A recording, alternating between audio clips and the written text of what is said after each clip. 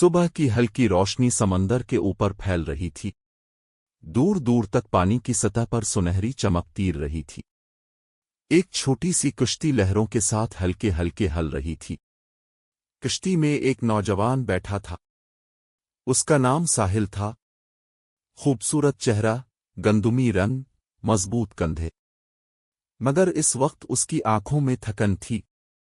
वो सुबह से समंदर में जाल डाले बैठा था, मगर अभी तक जाल में एक भी मछली नहीं आई थी। हुआ कभी ठंडी होकर उसके चेहरे से टकराती, कभी लहरें कश्ती के किनारों से आहिस्ता आहिस्ता टकराने लगती। साहिल ने जाल को एक बार फिर खींच कर देखा। खाली। उसने गहरी सांस ली और दोबारा जाल पानी में डाल दिया। कश्ती के नीचे समंदर खामोश था, जैसे इसके राज अभी जाहिर होने बाकी हों। इसी वक्त साहिल के घर में उसकी बीवी मरियम फजर की नमाज पढ़कर दुआ मांग रही थी। मरियम एक दीनदार और समझदार औरत थी। इसके चेहरे पर सुकून रहता था और उसकी आंखों में हमेशा नरमी होती थी। लोग कहते थे कि उसे ख्वाबों की ताबीर का इल्म भी है। नमाज के बाद वो खिड़की के पास खड़ी होकर समंदर की तरफ देखने लगी। कल रात उसे एक अजीब ख्वाब आया था। उसने देखा था कि समंदर की लहरों के ऊपर एक सफेद परिंदा बार बार चक्कर लगा रहा है, और फिर वो परिंदा एक सुनसान जजीरे की तरफ उड़ जाता है। मरियम खामोशी से सोचती रही। दोपहर होने लगी थी। साहिल ने जाल को फिर खींचा। जाल पहले से ज्यादा भारी था। इसकी आंखों में उम्मीद चमकी। आखिर मछलियां आ ही गईं, उसने खुद से कहा। वो जोर लगाकर जाल खींचने लगा, मगर जब जाल कश्ती के किनारे तक पहुंचा तो वो हैरान रह गया। जाल में मछलियां नहीं थीं। इसमें एक पुराना मिट्टी का मटका फंसा हुआ था। मटका समंदर की काई से ढका हुआ था और बहुत भारी था। साहिल ने हैरत से इसे निकाला। ये समंदर में कहां से आया? उसने मटके को हिलाया। अंदर से हल्की सी आवाज आई, जैसे कुछ टकराया हो। साहिल ने मटके का ढक्कन खोलने की कोशिश की, मगर वो सख्ती से बंद था। काफी देर की कोशिश के बाद ढक्कन खुल गया। मटके के अंदर चमकते हुए सके थे, सोने के सके। साहिल चंद लम्हे साकित रह गया। इसके ज़हन में ख्याल आया, अगर ये सब मैं रख लूं तो जिंदगी बदल जाएगी। मगर उसी लम्हे इसे मरियम की बात याद आई। एक बार मरियम ने कहा था, जो चीज तुम्हारी ना हो वो बोझ बन जाती है। साहिल ने मटके को देखा, फिर समंदर को। उसने मटके को कश्ती के एक कोने में रख दिया। पहले देखता हूं ये कहां से आया है। घर में मरियम का ख्वाब। इसी वक्त मरियम आंगन में बैठी सब्जी काट रही थी। अचानक उसने अपनी बेटी से कहा, कल रात मैंने अजीब ख्वाब देखा था। बेटी ने पूछा, क्या देखा था उम्मी? मरियम ने आहिस्ता कहा, एक पुराना मटका समंदर में बहता हुआ, और एक जजीरा जहां कोई इंतजार कर रहा था। फिर वो खामोश हो गई। उधर समंदर में अचानक हुआ तेज होने लगी। पानी की लहरें ऊंची होने लगीं। आसमान पर बादल जमा होने लगे। कुछ ही देर में तूफान शुरू हो गया। कश्ती जोर जोर से हिलने लगी। साहिल ने घबरा कर चप्पू संभाले। लहरें कश्ती के अंदर पानी फेंकने लगीं। एक लम्हे के लिए इसके दिल में ख्याल आया, अगर मैं ये मटका फेंक दूं तो कश्ती हल्की हो जाएगी। मगर उसने ऐसा नहीं किया।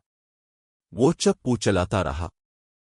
काफी देर की जिदोजहद के बाद तूफान कम होने लगा, मगर अब साहिल को एहसास हुआ कि वो रास्ता भटक चुका है।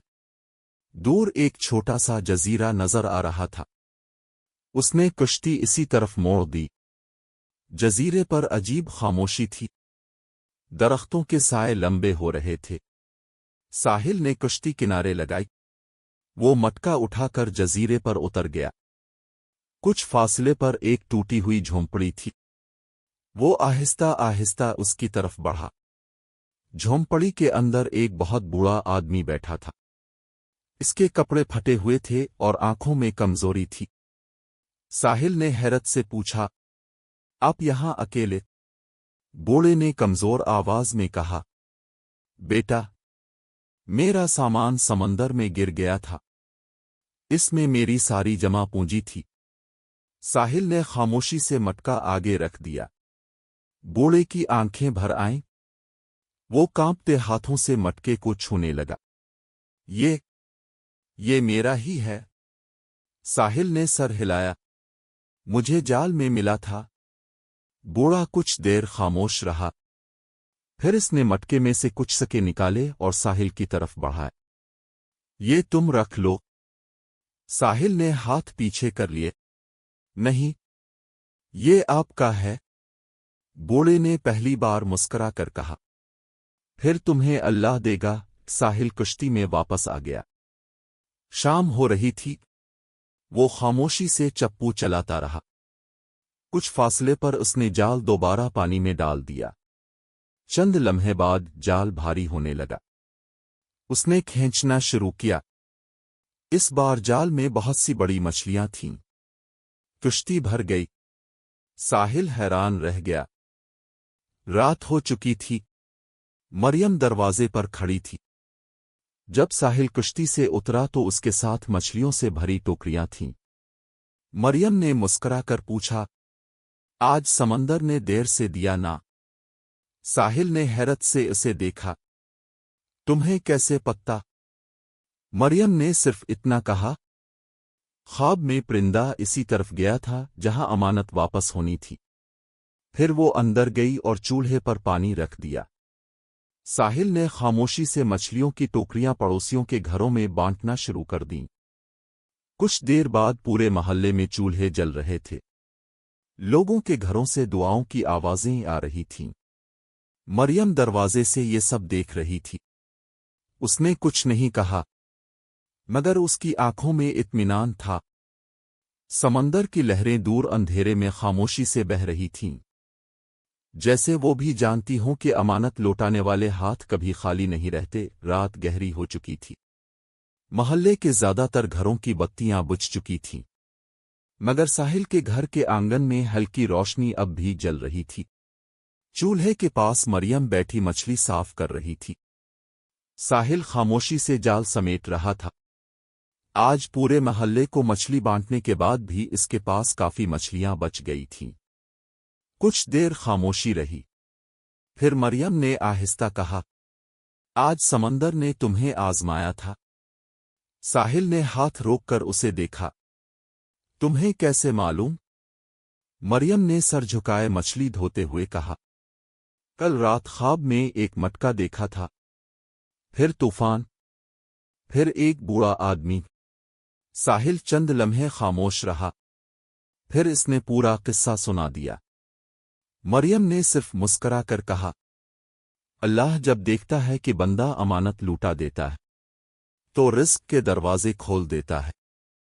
اس کے بعد دونوں خاموش ہو گئے۔ فجر کے بعد ساحل ہمیشہ کی طرح کشتی لے کر سمندر کی طرف روانہ ہو گیا۔ آسمان صاف تھا، ہوا ہلکی تھی، سمندر آج پرسکون لگ رہا تھا۔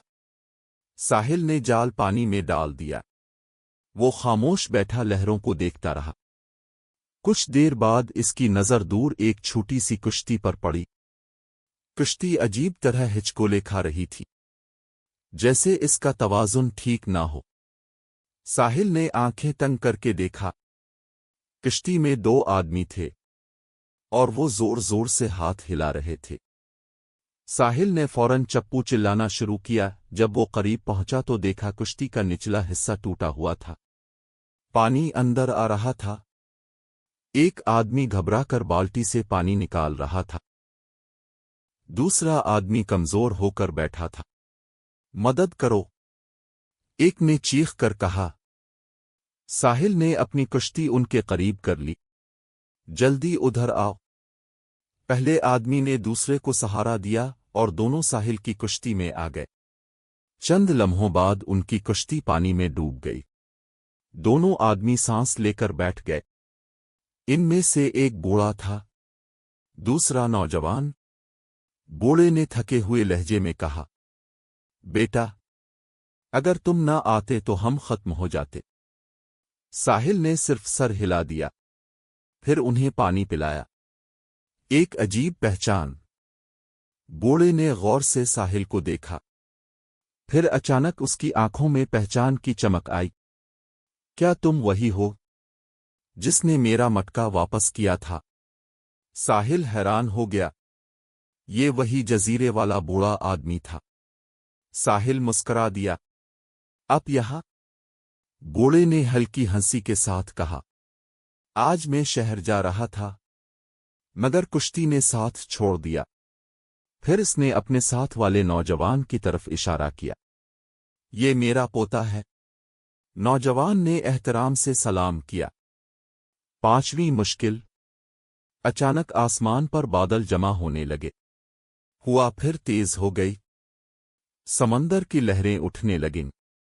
बूढ़े ने आसमान की तरफ देखकर कहा, तूफान फिर आ रहा है। कुश्ती हिलने लगी। इस बार साहिल के साथ 2 और लोग भी थे। अगर कुश्ती उलट जाती तो सब खतरे में पड़ जाते। साहिल ने मजबूती से चप्पू पकड़ लिया। वो लहरों के रुख को देखकर कुश्ती मोड़ने लगा। बूढ़ा खामोशी से इसे देखता रहा। काफी देर तक वो तूफान से लड़ते रहे। आखिरकार वो एक महफूज किनारे तक पहुंच गए। बूढ़े का फैसला। जब कुश्ती रुकी तो बूढ़ा आहिस्ता से खड़ा हुआ। उसने अपनी जेब से एक छोटा सा थैला निकाला। थैले में सोने के चंद सके थे। उसने साहिल की तरफ बढ़ा दिए। ये तुम्हारा हक है। साहिल ने फौरन हाथ पीछे कर लिया। मैंने तो सिर्फ मदद की है। बूढ़े ने कहा, पहले भी तुमने मेरा माल वापस किया था। आज तुमने हमारी जान बचाई है। साहिल ने फिर भी इनकार कर दिया।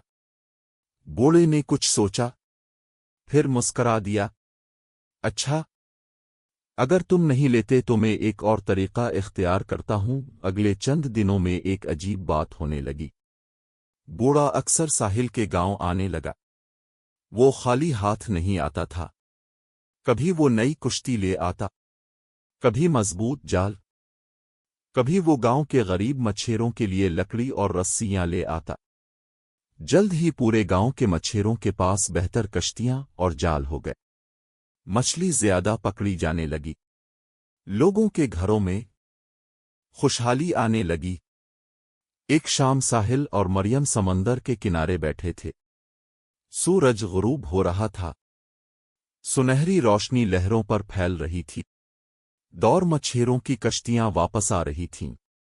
मरियम ने आहिस्ता कहा, कभी कभी एक छोटा सा सही फैसला बहुत से घरों की तकदीर बदल देता है। साहिल ने कुछ नहीं कहा। इसी वक्त उसने देखा कि एक बूढ़ा मछेरा अपने जाल से कुछ मछलियां निकालकर एक गरीब बच्चे को दे रहा था। फिर दूसरा मछेरा भी ऐसा ही करने लगा। थोड़ी देर में कई लोग मछलियां बांटने लगे। साहिल खामोशी से ये मंजर देखता रहा। मरियम ने मुस्कुरा कर कहा, देखा, रिस्क जब बांटा जाता है तो बढ़ता है। साहिल ने सर हिलाया। समंदर की लहरें किनारे से टकरा रही थीं, और इस दिन गांव के बहुत से चूल्हे ऐसे रिस्क से जल रहे थे। जो एक अमानत लौटाने से शुरू हुआ था,